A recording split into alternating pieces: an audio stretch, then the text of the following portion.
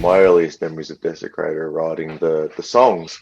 That became the EP songs that later got re-recorded into the Live Till Death songs. I remember my first jams with Matt, our original drummer. I remember that energy you get when you play music with someone for the first time.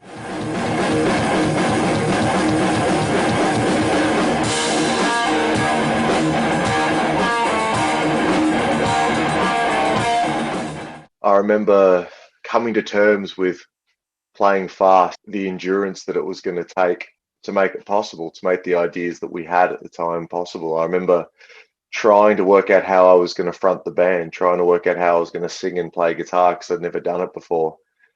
In those days, everything was so fresh, and it felt like we were doing something that was so not foreign, because that's an incorrect way of saying it, because the music and the ideas weren't foreign. I mean, we grew up on the music we grew up on, so it felt like a safe and happy place for us. But at the same time, trying to make our arms, legs, and vocal cords do it was such a challenge. It was so every week we'd get together. It was such a different vibe to the last week, and things slowly and slowly progressed. And then we added in Mano, our original bass player, and then all of a sudden we had a group of people.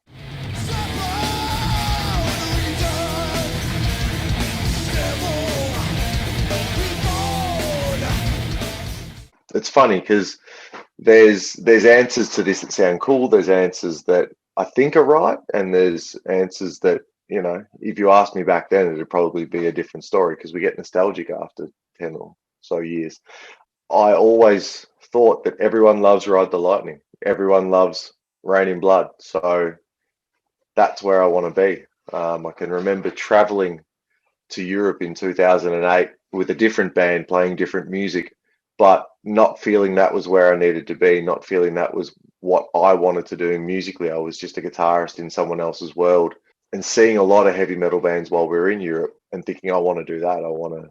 That's what I want to do. I remember at the time there was a weird balance of original thrash bands starting to release new records, and there was also a new wave of thrash bands coming up and playing a different spin on it. So it seemed like, even though it wasn't really happening where we were from in Melbourne, Australia, there was a bit of an undercurrent happening, and it just seemed that was the time to do it, and it seemed like what I wanted to do, and it was the time to strike. So Desecrator was born.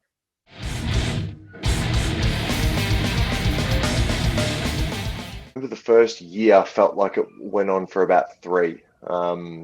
Writing the songs, the structures of the songs, then getting to a point we could play the songs, finding people to play them with, going from having people playing the songs to then having those people want to be in a band and continue to play the songs. I remember that all happened probably over a year or a year and a half of writing the tracks that ended up on Live Till Death, but it felt like a really long time, like getting everything ready to go before you actually go feels like a very slow pace, but then all of a sudden, once it goes, the years fly by. Desecrator's first album was decided to be a live album because we were a live band. At the time, I remember having many conversations about everyone was sounding the same. Bands were using the same plugins, the same studio sessions. Everyone seemed to be following the same rule book, and it just didn't sound right to me. I connect with organic sound. I love live gigs. I love live music. I love the sound of drums properly being hit. I love the sound of speakers reverberating within an inch of their life, tubes humming in amplifiers. Those are the things that connect me to sound, to music. So I wanted to be able to show that and be able to capture that. And without a mega studio budget for the most organic sounding studio in the world, it made sense to just capture what we were starting to do, gigs. I think also at the time there was a little bit of pride in that we could play those songs in one take. You know, we didn't need heaps of drop-ins. We didn't need heaps of overdubs. We could actually just fucking play them. We could just do it, you know? And that felt really great at the time. It felt like an achievement for us, you know, and we wanted to show people, we wanted to share that with people. And plus, if people listen to the record, they knew exactly what they were going to get. They were going to get those songs because we didn't have any others back then. So that was what they were going to see live. So it was kind of a resume, if you like. It was a way of saying to people, here you go. Now come to the show and we'll do that. The fun bit.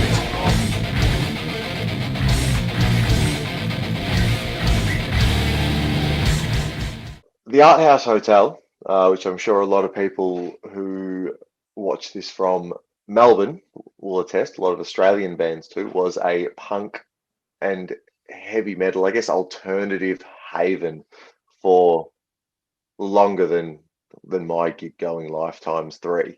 It was where you could go and see mixed bills of punk bands and grind bands and death metal bands and thrash bands. It was where you could cut your teeth. It was where you could play on a Tuesday until you were good enough for a Friday. It was where you could put 200 people in, it'd be packed and it'd just be mental.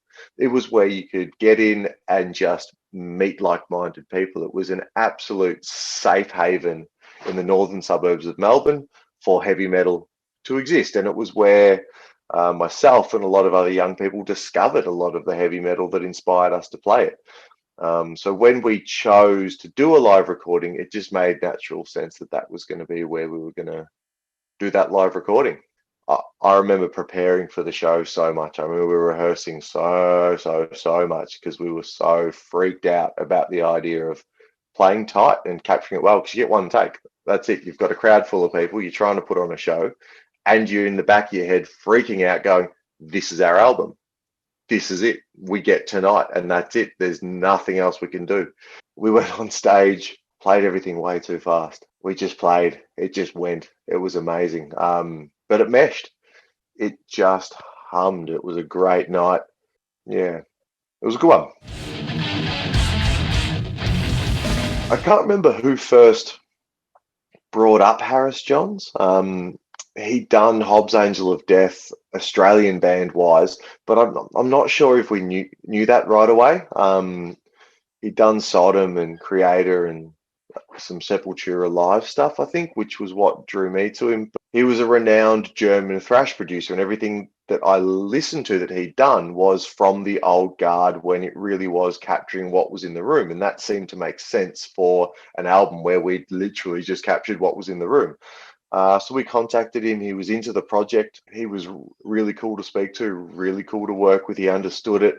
The first snippets of edits he sent from Germany took what was just a desk mix, a raw desk mix, and just lifted everything. But it didn't change anything. It didn't dull anything down. It didn't warp any of the sounds. It was a really positive start, and it just went great from there. So working with him was really good. We worked with him again on another release after that, but that was our introduction to working with him as a producer, and it was a really good introduction to working with studio engineers, full stop.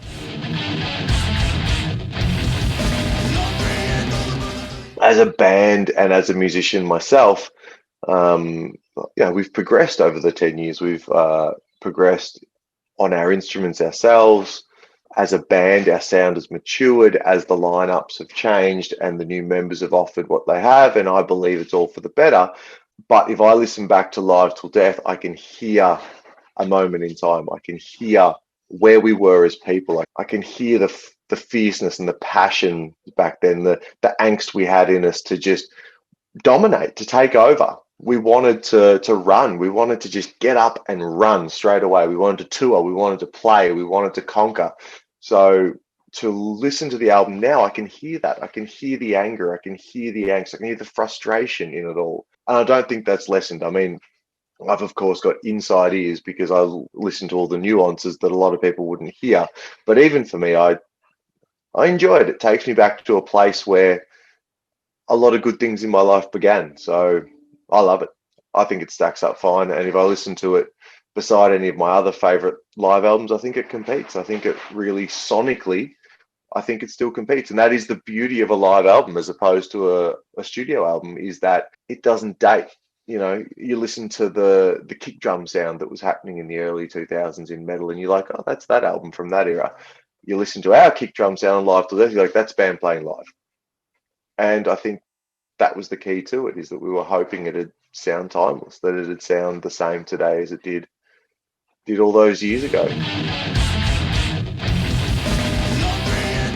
10 years later, feels tiring, feels exhausting. A few bodily injuries later, and they're not as easy to play as they once were, that's for sure. I don't know, they don't feel like the back catalogue. They don't feel like the songs that we have to play. They feel like the songs that I want to play. They're in the set because we want to play them in the set. We've got enough songs in our set that we could sub them out, but they still feel like songs that when we share them with people, people react to them. When we play them in a room full of people, people move. And that feels good. You know, it feels like they've stood the test of time. It changes all the time. There's bits of every song on Live Till Death that I play and feel great while I'm playing it. Funnily enough, you know, I wrote those parts to feel that way, and I still do, which is great. Destroying God's Work was such a last minute song. If I remember correctly, it was a song that we just wrote to have another song, and now it's easily one of our most dominant songs in the set still, and it ended Desecrator's live set for a good 5 or 6 years. Bread Fed Then Dead felt like a real writing achievement. Once you get into the second half, for me, it really took on explorative writing and delving into the rhythms and patterns that I was uncomfortable with at the time, but I think really helped my songwriting progress. Little Jimmy Black was such a great little thrash banger, just a great little chorus, verse, middle eight out type of song. I can remember being really, really proud of Slaughtered in Masses. The lyrical content in Slaughtered in Masses was my first attempt into character writing, into writing something that I'd researched, something that I didn't feel myself, but something that I felt an affinity to or could feel an effect by. So I researched it and I wrote about it. We've got Rotten Christ in the set, and purely for the fact that we all get off over playing it really tightly. The melody lines in that song, when they're absolutely on point, they please us a lot. So that one would definitely be a favorite right now. We started out playing gigs and cutting our teeth with all kinds of bands, and I think it was a really key thing for us, as opposed to bands who have grown up in a scene and a comfort zone of a converted crowd, is we had to convert people. We found that getting on stage amongst 3 death metal bands was a really good way to prove that we were equal in our own way. We'd play shows that no one would have an audible vocal except for us. It helped us form an identity as an independent band, which I feel very, very grateful for, because it made us stand on our own 2 feet. Of course, that changed. We're really lucky that as the first few years went on, there were other bands doing what we were doing. There were other bands starting their journey the same way we were. So we were able to link up and start playing shows with bands that were more typecast to us. So it evolved into what you call a scene of bands. But when we started, it definitely, the first year or so, we were really a band apart, and that was a really cool thing. I think we were always proud of being able to walk into a room, leave an impression, and leave. I wouldn't say we fitted or didn't fit. I think we just carved our own little corner, and I think that was the key to Desecrator, is we just carved a space where the band should be. As far as where do we fit now, I wouldn't be too surprised if we aren't in exactly the same place. We're our own band with our own driving goals. We can be put as a part of a group of. If you want to put us stylistically with other bands, you can do it. If you want to put us locality with other bands, you can do it. But I believe that there is something about Desecrator that is uniquely ours, uniquely Australian, and uniquely now. You know, over time, we've proved that we, as an independent entity, can succeed relying only on ourselves. And that's something that we're very proud of as a band.